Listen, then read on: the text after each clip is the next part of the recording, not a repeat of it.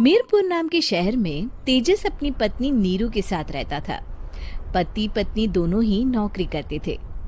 एक दिन तेजस गांव अपनी माँ के पास फोन करता है। हेलो, प्रणाम माँ। जीते रहो माँ, तुम दादी बनने वाली हो हैं? अरे वाह, ठीक है बेटा, मैं कल ही आती हूँ। जब माँ जी शहर पहुंची तो बेटे बहू ने बहुत अच्छे से स्वागत किया। लीजिए माँ जी, चाय। अरे गर्मा गर्म पकोड़े ले आओ माँ के लिए। नीरू रसोई में गई और 2 मिनट में ही पकोड़े ले आई। जी ये लीजिए। बहू, जादू से बनाए हैं क्या? अभी तो रसोई में गई थी। यम्मी। माँ जी, शीला रसोई में पकोड़े तल रही है, मैं बस लेकर आई। हे भगवान, मेरा धर्म भ्रष्ट कर दिया तूने। अब तो गंगा जल से शुद्धिकरण करना होगा। दूसरे दिन, माँ जी मैंने नाश्ता बना दिया है, ऑफिस जा रही हूँ। पर अभी तो घर का सारा काम पड़ा है। शीला आती ही होगी, झाड़ू पोछा बर्तन कपड़े वो सब कर लेगी। हमारे जमाने में घर का सारा काम हम ही करते थे। जी माँ जी, आप बहुत होशियार हैं, मैं घर ऑफिस दोनों नहीं संभाल पाती। तो जरूरत क्या है घर से बाहर जाकर चाकरी करने की? वैसे भी घर का काम खुद करने से घर में बरकत आती है, समझी? पर माँ जी। पर वर कुछ नहीं, इस महीने की पगार मिले फिर ऑफिस बंद। हाँ। रात को नीरू तेजस से कहती है, सुनिए जी, माँ जी बोल रही थी कि मैं नौकरी छोड़ दूं। वैसे ठीक ही तो है, अभी तुम्हें आराम की जरूरत है। फिर भी आराम कहाँ, शीला को छुड़ाने के लिए बोल रही थी। तो अब 24 घंटे में इतना काम तो कर ही सकती हो। पर जॉब पसंद है मुझे, घर पर मन नहीं लगेगा। अगले दिन जब दोनों ऑफिस के लिए निकल रहे थे, मेरी तो कोई कीमत ही नहीं है इस घर में। माँ जी, आजकल महंगाई बहुत है, रहन सहन भी बदल गया है, दोनों नौकरी करते हैं तभी ठीक रहता है। अच्छा, तू कहना क्या चाहती है? मेरा बेटा तुझे बिठा के खिला नहीं सकता? तू ही इस घर का खर्च चला रही है, हैं? नहीं माँ जी, मेरा वो मतलब नहीं था। मतलब खूब समझती हूँ, ये बाल धूप में सफेद नहीं किए मैंने। हाँ।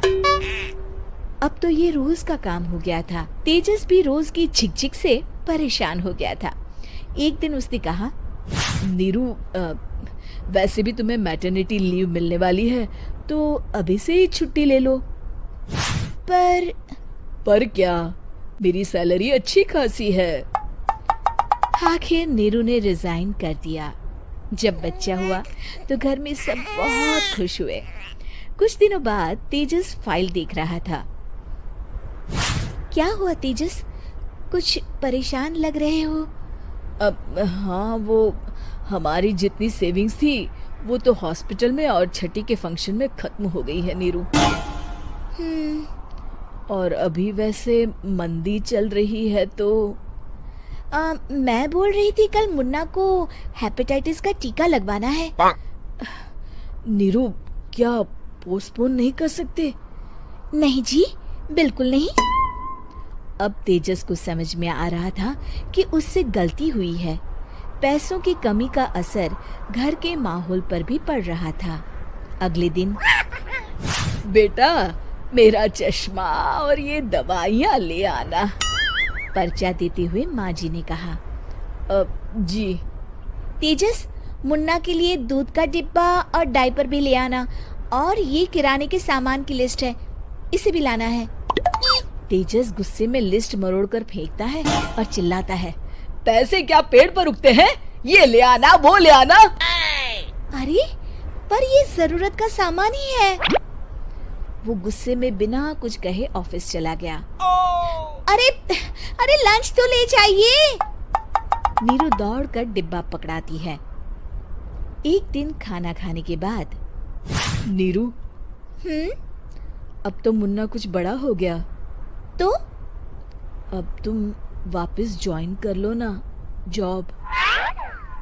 पर इस रिसेशन में जॉब मिलना बहुत मुश्किल है। ट्राई तो करो। फिर मुन्ना? माँ जी है ना, और एक फुल टाइम मेड भी लगा लेंगे। पर माँ जी, उन्हें तो पसंद नहीं।